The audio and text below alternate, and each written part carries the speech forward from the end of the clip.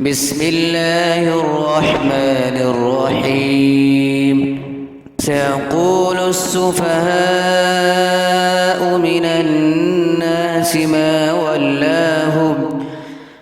ولاهم عن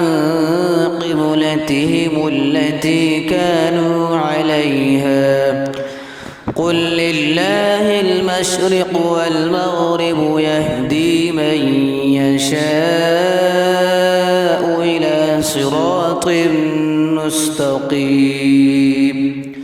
وكذلك جعلناكم أمة وسطا لتكونوا شهداء على الناس ويكون الرسول عليكم شهيدا وما جعلنا القبلة التي كنت عليها إلا لنعلم من يتبع الرسول ممن ينقلب على عقبيه وإن كانت لكبيرة إلا على الذين هدى الله وما كان الله ليضيع إيمانكم إن الله بالناس لرؤوف رحيم قد نرى تقلب وجهك في السماء فلنولينك قبلة ترضاها فول وجهك شطر المسجد الحرام وحيث ما كنتم فولوا وجوهكم شطره وإن الذين أوتوا الكتاب ليعلمون أنه الحق من ربهم وما الله بغافل عما يعملون ولئن أتيت الذين أوتوا الكتاب بكل آية ما تبعوا قبلتك وما أنت بتابع قبلتهم وما بعضهم بتابع قبلة بعض ولئن اتبعت أهواءهم من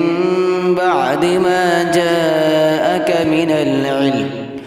إنك إذا لمن الظالمين الذين آتيناهم الكتاب يعرفونه كما يعرفون أبناءهم وإن فريقا منهم ليكتمون الحق وهم يعلمون أعوذ بالله من الشيطان الرجيم بسم الله الرحمن الرحيم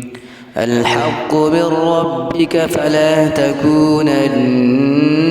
من الممترين ولكل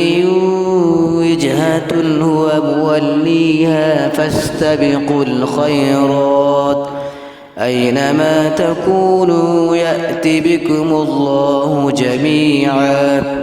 إن الله على كل شيء قدير ومن حيث خرجت فول وجهك شطر المسجد الحرام وإنه للحق من ربك وما الله بغافل عما تعملون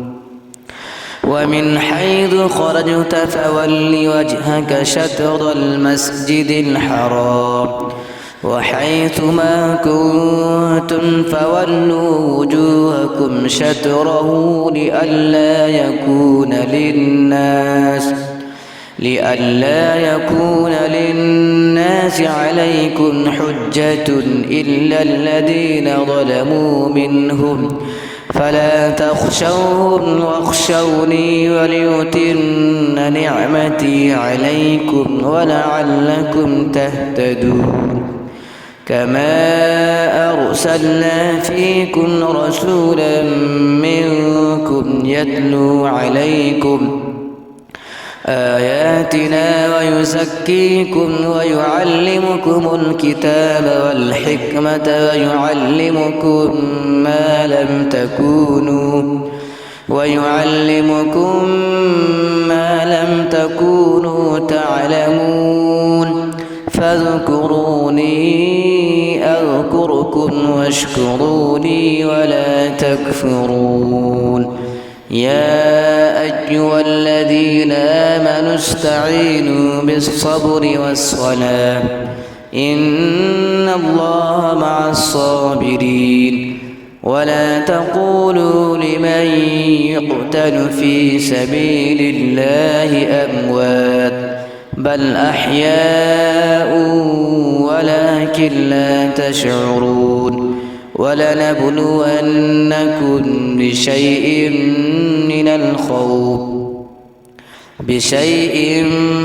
من الخوف والجوع ونقص من الأموال والأنفس والثمرات وبشر الصابرين الذين إذا أصابتهم مصيبة قالوا إنا لله وإنا إليه راجعون أولئك عليهم صلوات من ربهم ورحمة ومن الناس من يتخذ من دون الله أندادا يحبونهم كحب الله والذين آمنوا أشد حبا لله ولو يرى الذين ظلموا إذ يرون العذاب أن القوة لله جميعا وأن الله شديد العذاب إذ تبرأ الذين اتبعوا من الذين اتبعوا ورأوا العذاب وتقطعت بهم الأسباب وقال الذين اتبعوا لو أن لنا كرة فنتبرأ منهم كما تبرأوا منا كذلك يريهم الله أعمالهم حسرات عليهم وما هم بخارجين من النار يا أيها الناس كلوا مما في الأرض حلالا طيبا ولا تتبعوا خطوات الشيطان إنه لكم عدو مبين إنما يأمركم بالسوء والفحشاء وأن تقولوا على الله ما لا تعلمون وإذا قيل لهم اتبعوا ما أنزل الله قالوا بل نتبع ما ألفينا عليه آباءنا أولو كان آباؤهم لا يعقلون شيئا ولا يهتدون ومثل الذين كفروا كمثل الذي ينعق بما لا يسمع إلا دعاء ونداء صم بكم عمي فهم لا يعقلون يا أيها الذين آمنوا كلوا من طيبات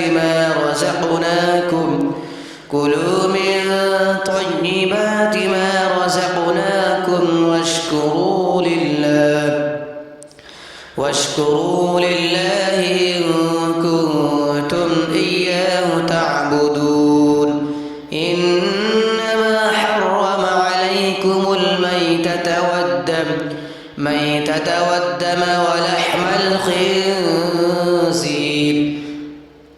ولحم الخنزير وما أهل به لغير الله فمن اضطر غير باغ ولا عاد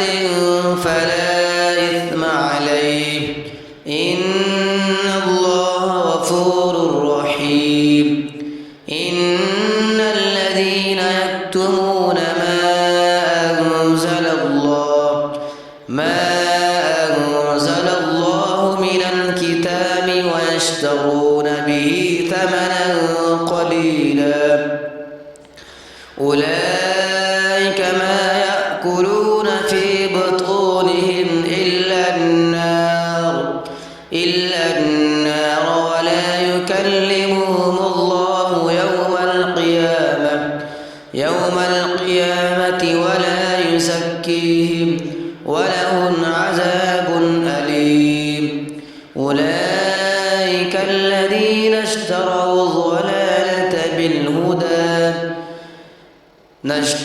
الضلالة بالهدى والعذاب بالمغفرة فما أصبرهم على النار ذلك بأن الله نزل الكتاب بالحق وإن الذين اختلفوا في الكتاب لفي شقاق بعيد ليس البر أن تولوا وجوهكم قبل المشرق والمغرب ولكن البر من آمن بالله واليوم الآخر والملائكة والكتاب والنبيين وآتى المال على حبه ذوي القربى واليتامى والمساكين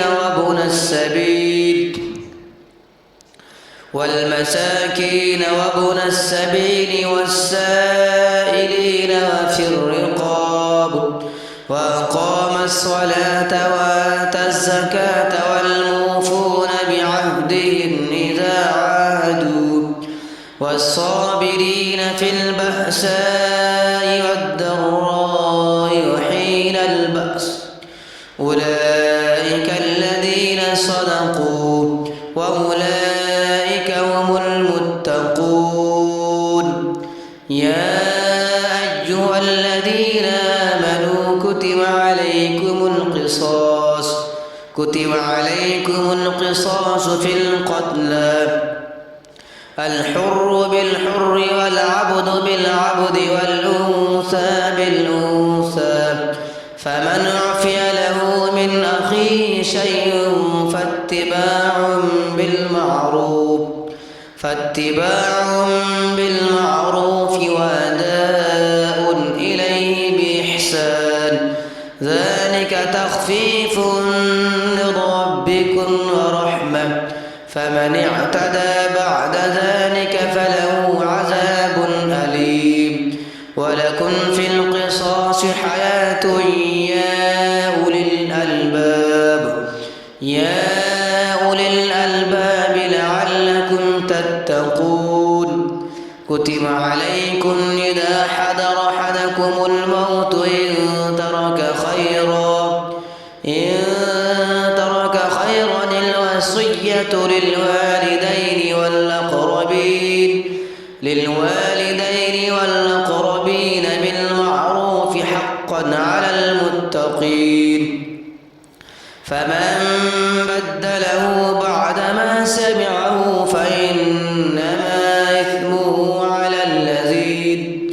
فإنما إثمه على الذين يبدلونه إن الله سميع عليم فمن خاف من موص جنفا أو إثما فأصلح بينهم فلا إثم عليه إن الله غفور رحيم. يا أيها الذين آمنوا كتب عليكم الصيام كما كتب على الذين من قبلكم لعلكم تتقون أياما معدودات فمن كان منكم مريضا أو على سفر فعدة من أيام أخر وعلى الذين يطيقونه فدية طعام مسكين فمن تطوع خيرا فهو خير له وأن تصوموا خير لكم إن كنتم تعلمون. زين للذين كفروا الحياة الدنيا ويسخرون من الذين آمنوا والذين اتقوا فوقهم يوم القيامة والله يرزق من يشاء بغير حساب. كان الناس أمة واحدة فبعث الله النبيين مبشرين ومنذرين وأنزل معهم الكتاب بالحق ليحكم بين الناس فيما اختلفوا فيه وما اختلف فيه إلا الذين أوتوا من بعد ما جاءتهم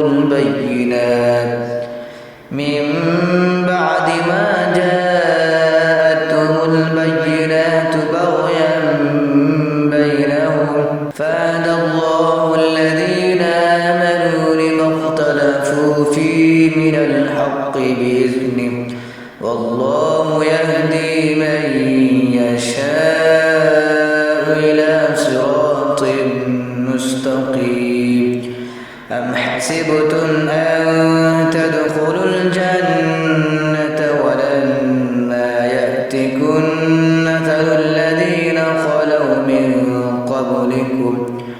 مستهم البأساء والضراء وزلزلوا حتى يقول الرسول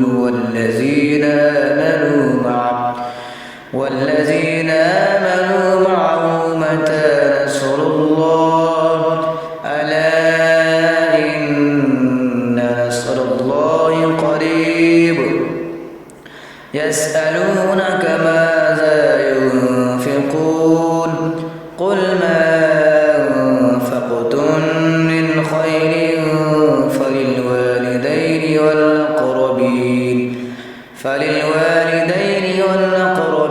واليتامى والمساكين وابن السبيل وما تفعلوا من خير فإن الله به عليم. كتب عليكم القتال وهو كره لكم وعسى أن تكرهوا شيئا وهو خير لكم وعسى أن تحبوا شيئا وهو شر لكم والله يعلم وأنتم لا تعلمون. يسألونك عن الشهر الحرام قتال فيه قل قتال فيه كبير وصد عن سبيل الله وكفر به والمسجد الحرام وإخراج أهله منه أكبر عند الله والفتنة أكبر من القتل ولا يزالون يقاتلونكم حتى يردوكم عن دينكم إن استطاعوا ومن يرتد منكم عن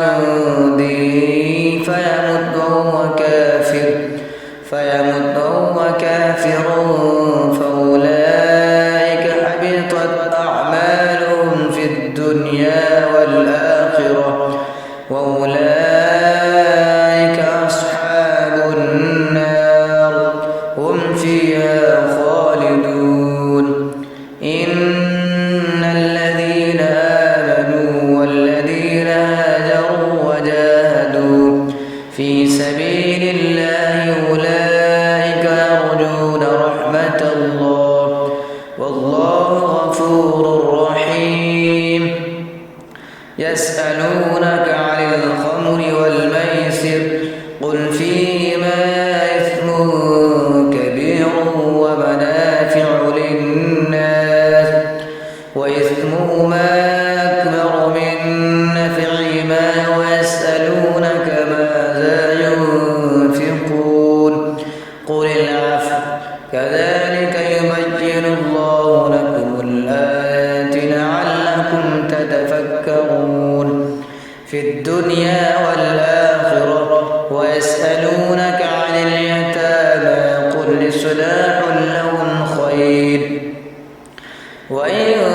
تخالطوهم فإخوانكم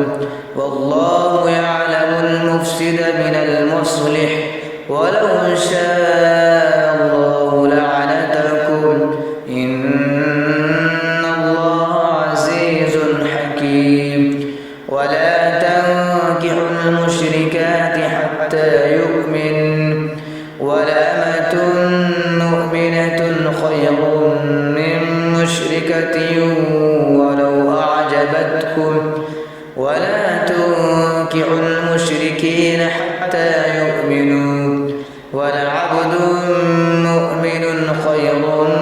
من مشرك ولو أعجبكم أولئك يدعون إلى النار والله يدعو إلى الجنة والمغفرة بإذنه ويبين آياته للناس لعلهم يتذكرون. ويسألونك عن المحيض قل هو أذى فاعتزلوا النساء في المحيض ولا تقربوهن حتى يطهرن فإذا تطهرن فأتوهن من حيث أمركم الله إن الله يحب التوابين ويحب المتطهرين. نساؤكم حرث لكم فأتوا حرثكم أنى شئتم وقدموا لأنفسكم واتقوا الله واعلموا أنكم ملاقوه وبشر المؤمنين. ولا تجعلوا الله عرضة لأيمانكم أن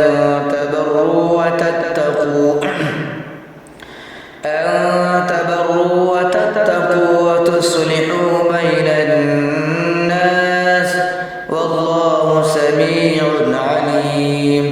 لا يؤاخذكم الله باللغو في أيمانكم ولكن يؤاخذكم بما كسبت قلوبكم والله غفور حليم. للذين يؤلون من نسائهم تربص 4 أشهر فإن فاءوا فإن الله غفور رحيم.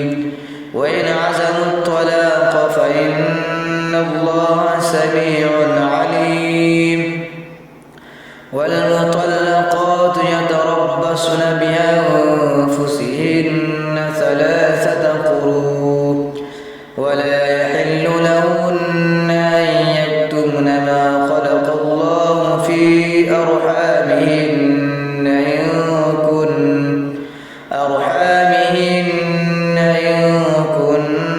يؤمن بالله واليوم الآخر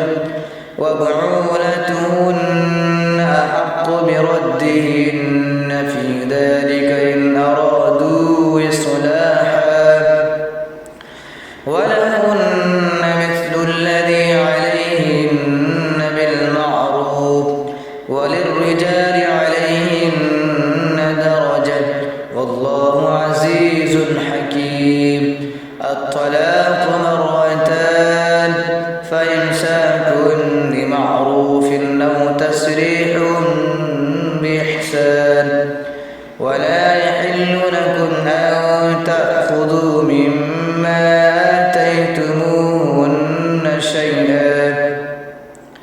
مما آتيتموهن شيئا إلا أن يخافا ألا يقيما حدود الله، فإن خفتم ألا يقيما حدود الله فلا جناح عليهما فيما افتدت به،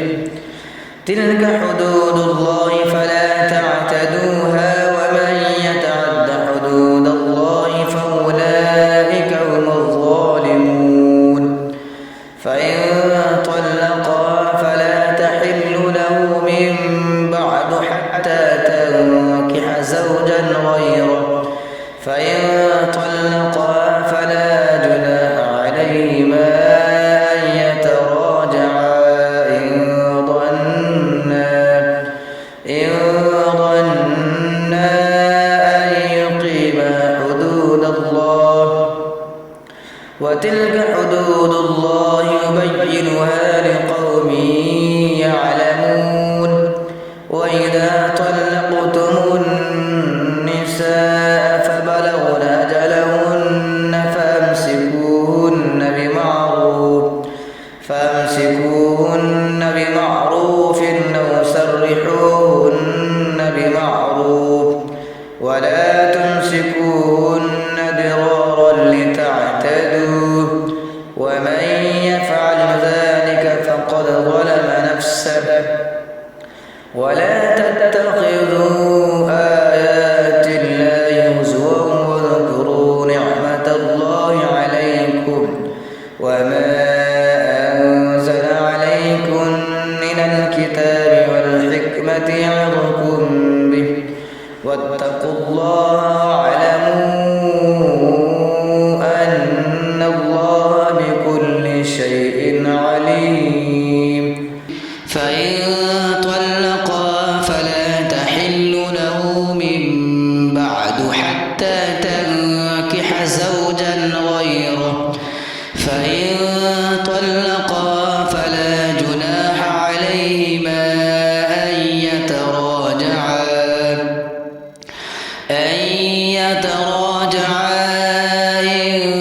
ظنا أن يقيما حدود الله،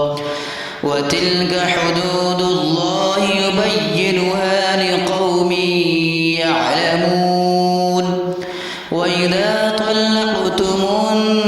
النساء فبلغن أجلهن فامسكوهن بمعروف أو سرحوهن بمعروف، ولا تمسكوهن ضرارا لتعتدوا، ومن يفعل ذلك فقد ظلم نفسه. ولا تتخذوا آيات الله هزوا واذكروا نعمة الله عليكم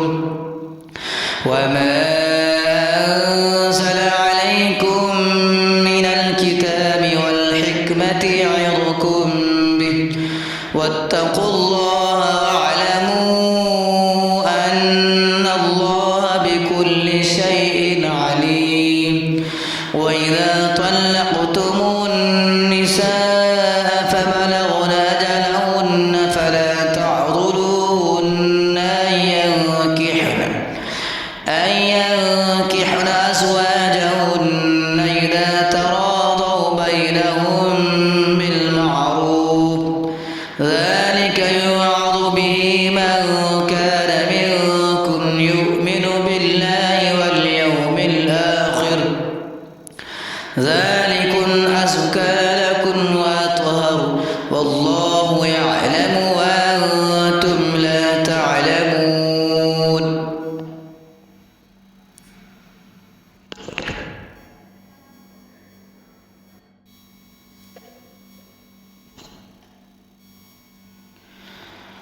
والوالدات يرضعن أولادهن حولين كاملين لمن أراد أن يتم الرضاعة، وعلى المولود له رزقهن وكسوتهن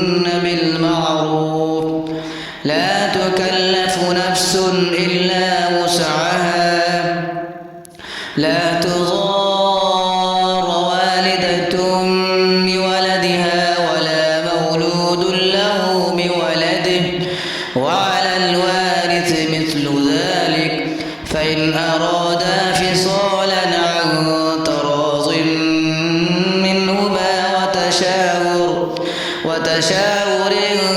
فلا جناح عليهما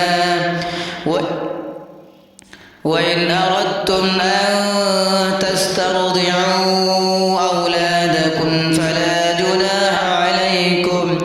إذا سلمتم ما آتيتم بالمعروف واتقوا الله واعلموا أن الله بما تعملون بصير. والذين يتوفون منكم ويذرون أزواجا يتربصن بأنفسهن 4 أشهر و10 فإذا بلغن أجلهن فلا جناح عليكم فيما فعلن في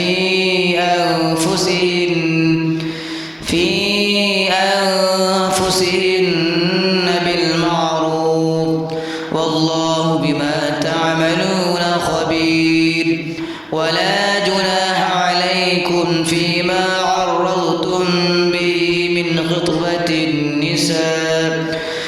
خطبة النساء أو أكننتم في أنفسكم علم الله أنكم ستذكرونهن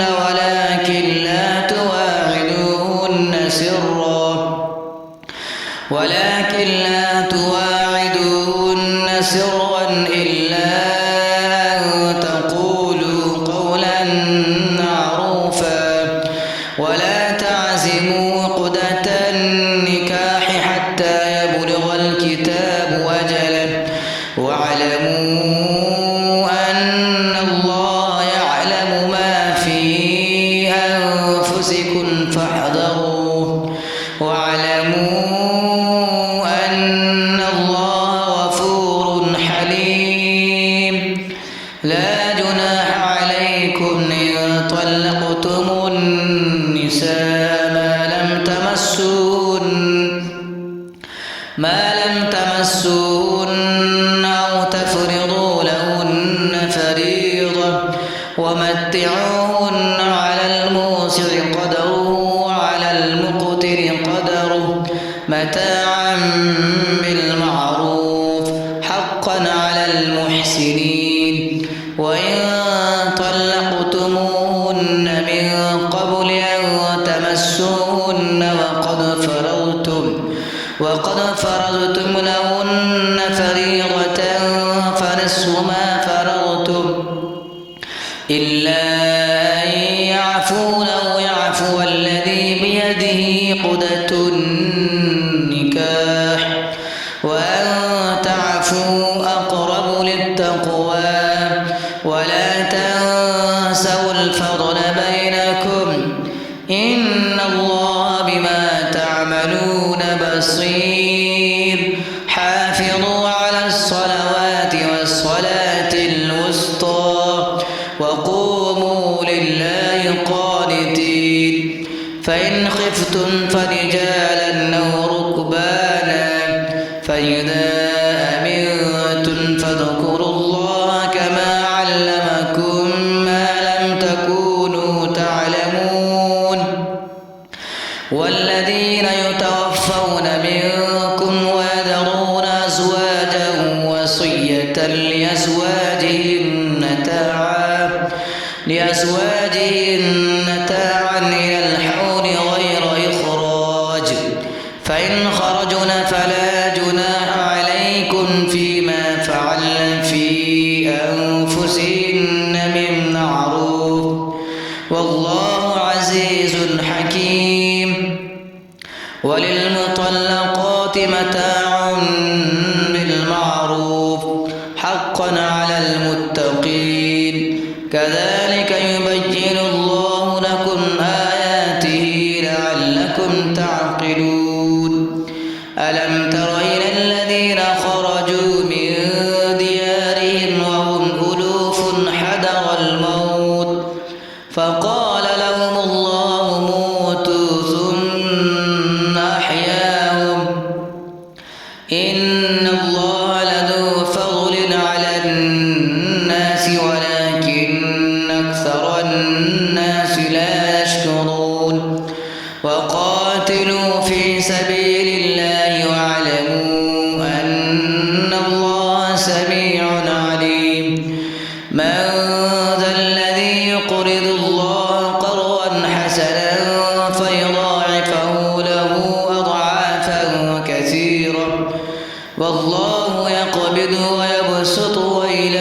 ترجعون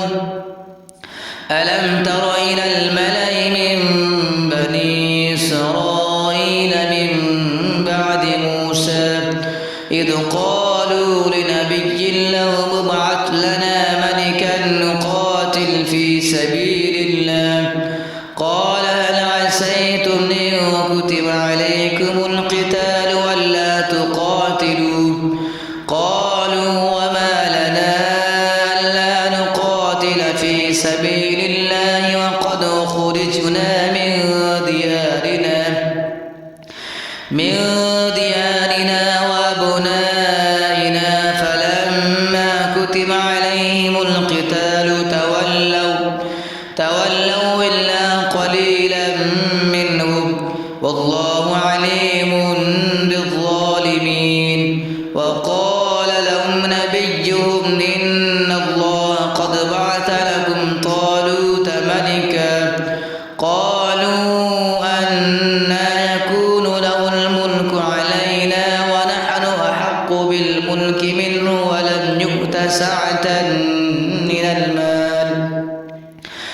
قال إن الله اصطفاه عليكم وزاده بسطة في العلم والجسم والله يؤتي ملكه من يشاء والله واسع عليم وقال لهم نبيهم إن آية ملكه أن يأتيكم التابوت فيه سكينة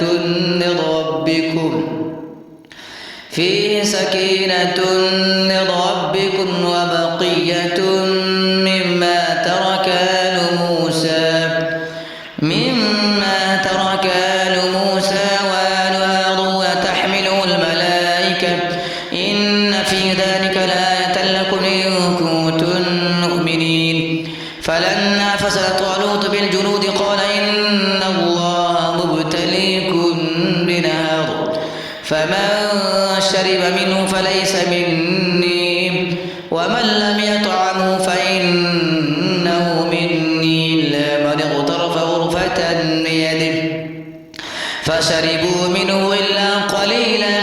منهم فلما جاوزه هو والذين آمنوا معه قالوا لا طاقة لنا اليوم بجالوت وجنوده قال الذين يظنون أنهم ملاقو الله كم من فئة قليلة غلبت فئة كثيرة بإذن الله والله مع الصابرين ولما برزوا لجالوت وجنوده قالوا ربنا افرغ علينا صبرا وثبت أقدامنا وانصرنا على القوم الكافرين فهزموهم بإذن الله وقتل داوود جالوت وآتاه الله الملك والحكمة وعلمه مما يشاء ولولا دفع الله الناس بعضهم ببعض لفسدت الأرض ولكن الله ذو فضل على العالمين تلك الرسل فضلنا بعضهم على بعض منهم من كلم الله ورفع بعضهم درجات وآتينا عيسى ابن مريم البينات وأيدناه بروح القدس ولو شاء الله ما اقتتل الذين من بعدهم من بعد ما جاءتهم البينات ولكن اختلفوا فمنهم من آمن ومنهم من كفر ولو شاء الله ما اقتتلوا ولكن الله يفعل ما يريد يا أيها الذين آمنوا أنفقوا مما رزقناكم من قبل أن يأتي يوم لا بيع فيه ولا خلة ولا شفاعة والكافرون هم الظالمون. الله لا إله إلا هو الحي القيوم لا تأخذه سنة ولا نوم له ما في السماوات وما في الأرض من ذا الذي يشفع عنده إلا بإذنه يعلم ما بين أيديهم وما خلفهم ولا يحيطون بشيء من علمه إلا بما شاء وسع كرسيه السماوات والأرض ولا يؤوده حفظهما وهو العلي العظيم. لا إكراه في الدين قد تبين الرشد من الغي فمن يكفر بالطاغوت ويؤمن بالله فقد استمسك بالعروة الوثقى لا انفصام لها والله سميع عليم. الله ولي الذين آمنوا يخرجهم من الظلمات إلى النور والذين كفروا أولياءهم الطاغوت يخرجونهم من النور إلى الظلمات أولئك أصحاب النار هم فيها خالدون. ألم تر إلى الذي حاج إبراهيم في ربه أن آتاه الله الملك إذ قال إبراهيم ربي الذي يحيي ويميت قال أنا أحيي وأميت قال إبراهيم فإن الله يأتي بالشمس من المشرق وأت بها من المغرب فبهت الذي كفر والله لا يهدي القوم الظالمين. أو كالذي مر على قرية وهي خاوية على عروشها قال أنى يحيي هذه الله بعد موتها فأماته الله 100 عام ثم بعثه قال كم لبثت قال لبثت يوما أو بعد يوم قال بل لبثت 100 عام فانظر إلى طعامك وشرابك لم يتسنه وانظر إلى حمارك ولنجعلك آية للناس وانظر إلى العظام كيف ننشزها ثم نكسوها لحما فلما تبين له قال أعلم أن الله على كل شيء قدير. وإذ قال إبراهيم رب أرني كيف تحيي الموتى قال ولم تؤمن قال بلى ولكن ليطمئن قلبي قال فخذ 4 من الطير فصرهن إليك ثم اجعل على كل جبل منهن جزءا ثم ادعهن يأتينك سعيا واعلم أن الله عزيز حكيم. مثل الذين ينفقون أموالهم في سبيل الله كمثل حبة أنبتت 7 سنابل في كل سنبلة 100 حبة والله يضاعف لمن يشاء والله واسع عليم. الذين ينفقون أموالهم في سبيل الله ثم لا يتبعون ما أنفقوا منا ولا عند ربهم ولا خوف عليهم ولا هم يحزنون قول معروف ومغفرة خير من صدقة يتبعها أذى والله غني حليم يا أيها الذين آمنوا لا تبطلوا صدقاتكم بالمن والأذى كالذي ينفق ماله رئاء الناس ولا يؤمن بالله واليوم الآخر فمثله كمثل صفوان عليه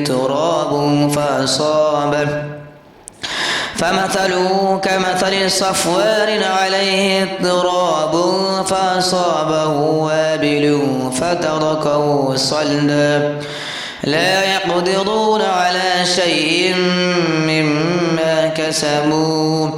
والله لا يهدي القوم الكافرين ومثل الذين ينفقون أموالهم ابتغاء مرضات الله وتثبيتا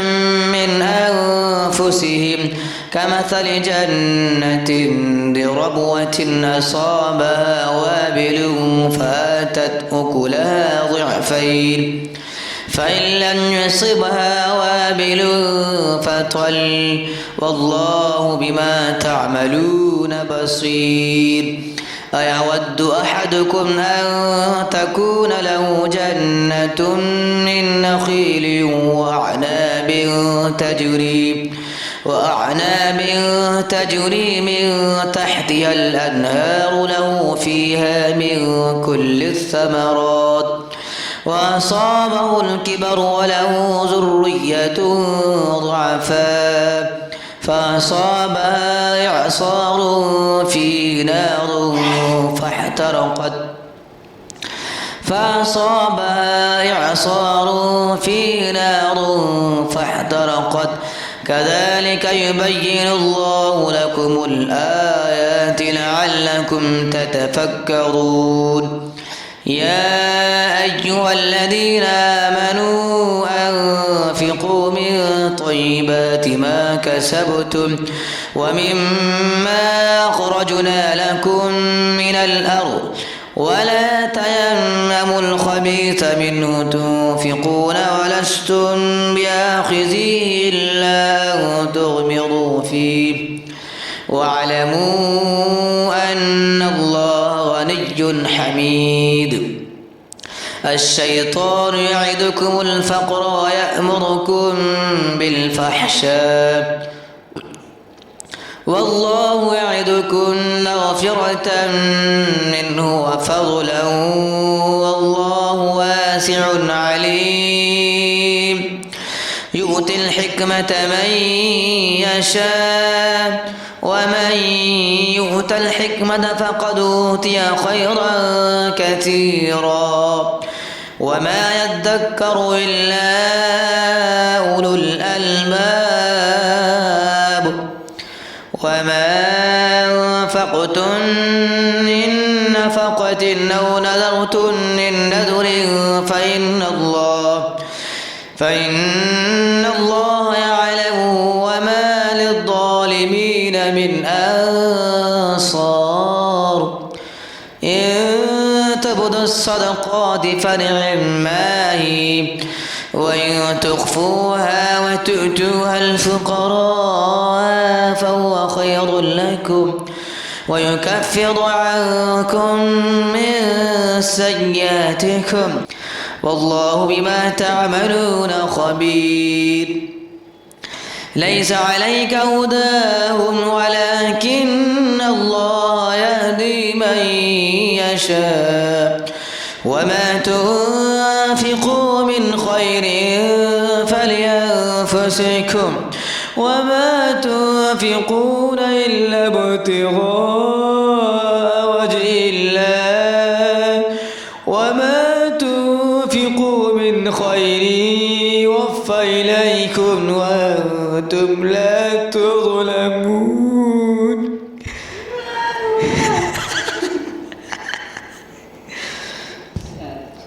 ليس عليك هداهم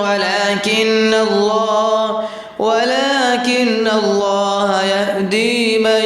يشاء وما تنفقوا من خير فلأنفسكم وما تنفقون إلا ابتغاء وجه الله وما تنفقوا من خير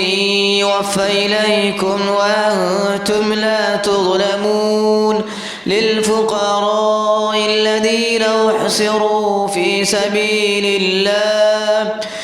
سبيل الله لا يستطيعون ضربا في الأرض يحسبهم الجاهل أغنياء من التعفف تعرفهم بسيماهم لا يسألون الناس إلحافا وما تنفقوا من خير فإن الله به عليم الذين ينفقون أموالهم بالليل والنهار سرا وعلانية فلهم أجرهم عند ربهم ولا خوف عليهم ولا هم يحزنون صدق الله العظيم.